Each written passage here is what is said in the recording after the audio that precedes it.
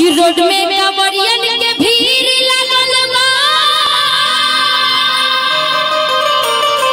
आपसे ही बोल रहे हैं, आपने बोला ना कि हम आपको भैया बोल रहे थे, थोड़ी देर के लिए चेंज करते हैं, मंच पर सब होते हैं, थोड़ी देर के लिए पति पत्नी बन जाते हैं।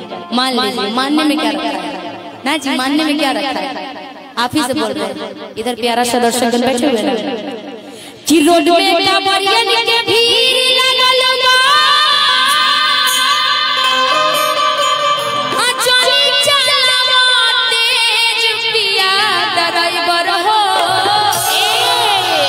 आप थोड़ा सा नखरा कीजिए, अब थोड़ा ऐसे करिए कि हाँ भैया तेज गाड़ी चला रहा है, देख रहे हैं चला ही नहीं रही गाड़ी, ऐसे शांत होके गाड़ी चलाने की एक्टिंग कीजिए। अब जब मंच पर है तो थोड़ा सा, नहीं तो हम चाहेंगे थोड़ा काले वाले आप ही ऐसे ही ये फॉर्च्यूनर बड़ी बड़ी नहीं चलाते हैं, इन्हीं को बुलाइए। आ जाइए आ जाइए, आइए। अरे भैया अब भजन है, भजन पे झूमना है, भजन पे तो सबको झूमना चाहिए। भजन ऐसी चीज है कि जब प्यारा सा जब भजन बजने लगता है सब मंत्र मुग्ध हो जाते हैं, एकदम नाचने झूमने लगते हैं। आ जाइए, बड़ा अच्छा आपको लगेंगे।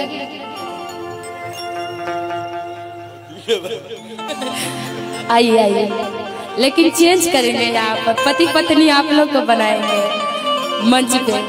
आ जाइए, बस जूता खोल दीजिए वहां पर। आइए आइए, आ जाइए। बड़ा चमक रहे है ना जी। आपकी शादी हो गई है? बेटा तौबा तौबा, मतलब गलत सोच क्यों आप लोग हंस रहे हैं, गलत बात है ये। अब शादी हो गई है तो अच्छी बात है, भोले बाबा के दरबार में कुछ और मांगने जा सकते, कोई जरूरी थोड़ी कि सब कुछ बीवी ही मांगेगा। ये तो बीवी, बच्चे भी ले लिए हैं, डबल इन्होंने भोले बाबा से अपना डबल मांग रखा है।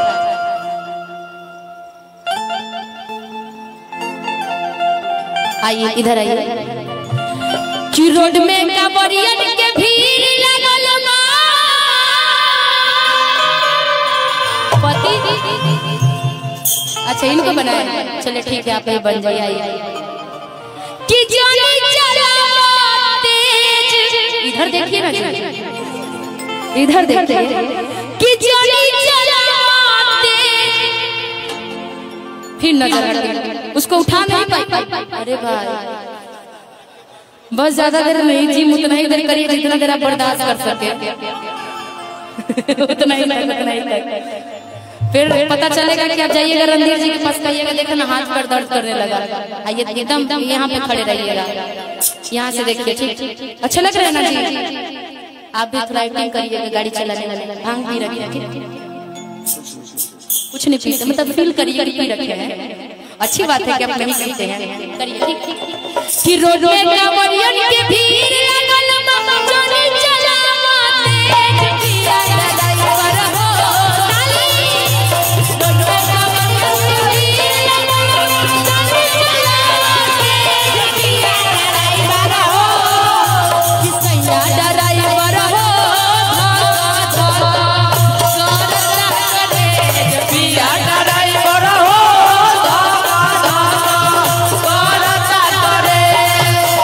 रोड में कांवरियन के भीड़ लागल बा, जाने चला तेज पिया ड्राइवर हो।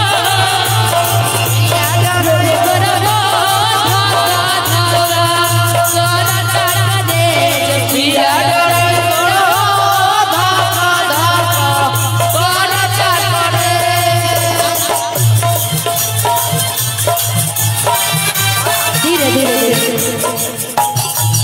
इनका कहना है कि सबको खड़ा करवा लीजिए, हम चाहेंगे खड़े हो जाइए थोड़ी देर के लिए।